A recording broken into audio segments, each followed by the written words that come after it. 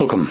In front of me is a TCL Tab 10 Gen 2, and today I will show you how you can capture a screenshot on this tablet.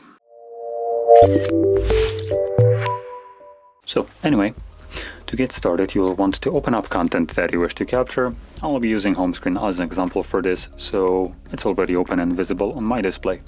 Just make sure that whatever you want to capture is right now visible on your screen. And once it is, simply hold the power button and volume down at the same time. So, like this. You have a flash along with a pop-up with three options: scroll, share and delete. And after a moment it will disappear. Once it does so, you can find that screenshot in your Photos application. And there we go, it just showed up right here.